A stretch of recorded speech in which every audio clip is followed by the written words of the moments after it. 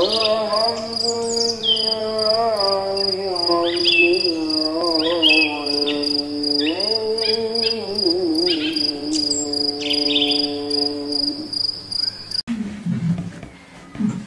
dan mulai Ustaz dari gigi Ustaz, sebaiknya mengkonsumsi soda itu berapa kapsul sehari?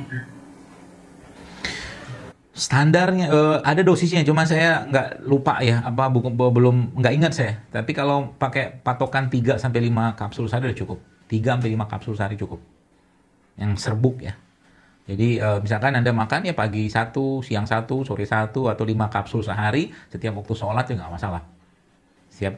Jadi ambil 1 kapsul gitu kan, terus Anda masukin bukan masukin. Ada air, kasih madu, Anda minum tadi herbal soda dengan madu tuh sehatnya luar biasa tuh insyaallah. Itu butir aja, cukup. 5 kapsul sehari. Berarti kalau minum sekaligus boleh nggak? Saya sih tidak terlalu menyarankan sih ya. Jadi minum herbal itu atau ya kayak gitu tuh lebih baik dalam jumlah sedikit tapi continue dan dijeda waktunya. Itu insya Allah akan jauh lebih berkhasiat ke badan kita. Wallahu ta'ala alam. Ustaz, bahwa pertanyaan selanjutnya, Ustaz, Assalamualaikum, dari Bapak Sugeng.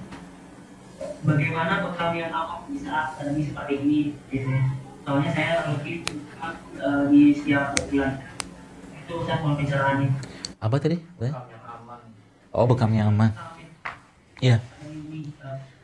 Baik, tentunya bekam yang menggunakan SOP yang sudah kami buat ya. Jadi memang di Indonesia ini salah satu organisasi bekam yang diakui juga oleh Departemen Kesehatan adalah PBI atau Perkumpulan Bekam Indonesia. Jadi saran saya mungkin Bapak Ibu jika berkenan ya berbekamlah di katakanlah rumah-rumah bekam atau klinik bekam yang sudah berstandar PBI, atau nanti kalau mungkin bisa saya bantu nanti mereferkan beberapa pembekam-pembekam yang nanti mungkin bisa dipanggil ke rumah ya insya Allah untuk nanti kalau Anda mau berbekam baik ikhwan atau akhwat yang nanti sesuai dengan katakanlah standar yang kita lakukan katakanlah di PBI ini gitu mungkin Allah malam bismillah. Dari Bapak Amin, pertanyaannya apa yang menyebabkan tangan dan jari kemutan? Terima kasih. Dan jari-jari banyak ya, bisa jadi dari saraf ya, sistem saraf ya tidak lancar ya, tidak terganggu seperti itu juga bisa ya. Yang pertama itu dari masalah tulang belakang juga bisa.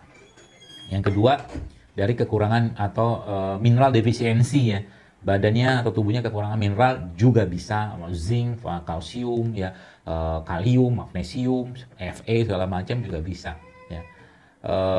Atau mungkin ya terlalu banyaknya sinar matahari juga bisa, kekurangan sinar matahari juga bisa ya. Kemudian kurang aktivitas, jadi banyak sekali penyebabnya atau pemicunya itu banyak ya.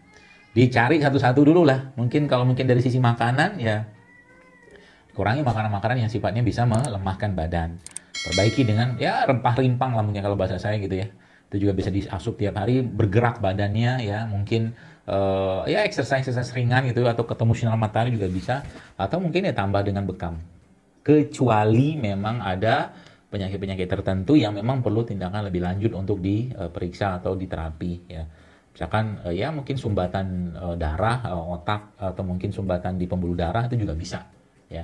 Harus diteliti semua. Tapi sebenarnya balik-balik kalau kita lagi-lagi penyakit itu atau mungkin keluhan yang kita rasakan itu adalah tanda ketidakseimbangan di badan. Itu aja sebenarnya. Kalau sudah muncul kayak begitu, maka tadi kan sudah dikasih protokolnya tuh. Di sana kan ada protokol COVID, nah, kalau saya protokol kesehatannya. Bersihin, bekam, masukin yang sehat. Perlahan-lahan dia akan hilang, insya Allah. Allah Ta'ala alam.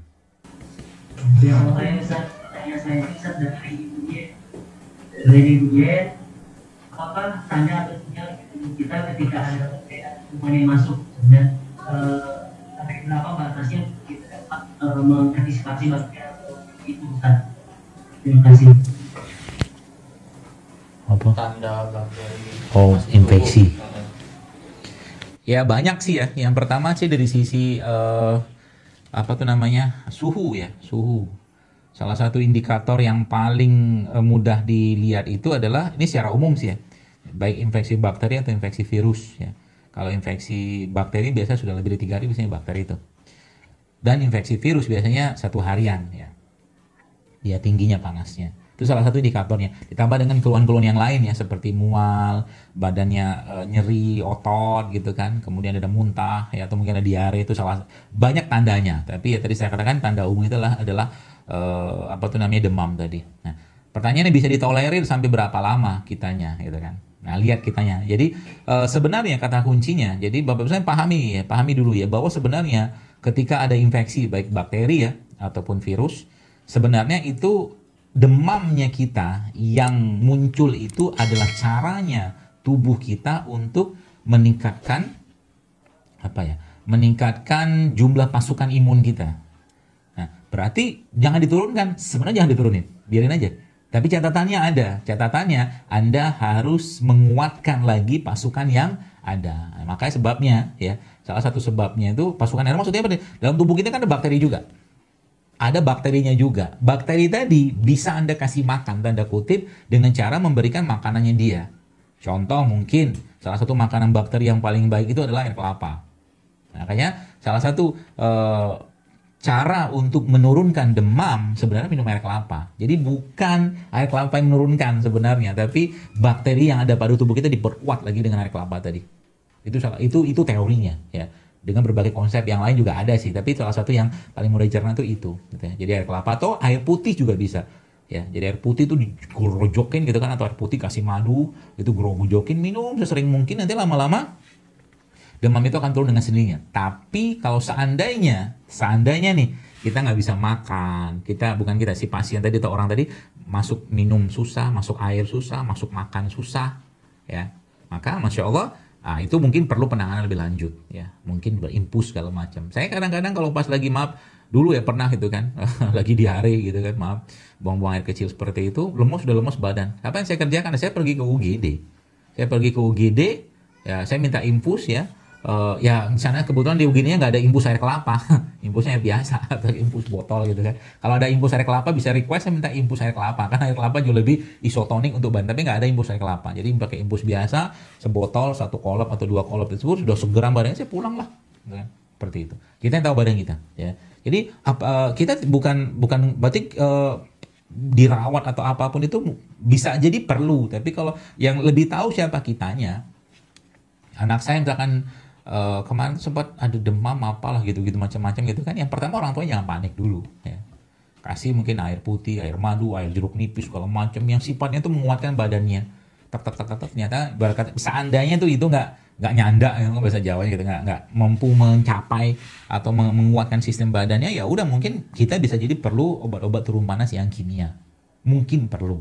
Tapi yang tahu itu kan kita, Anda yang tahu. Seperti itu.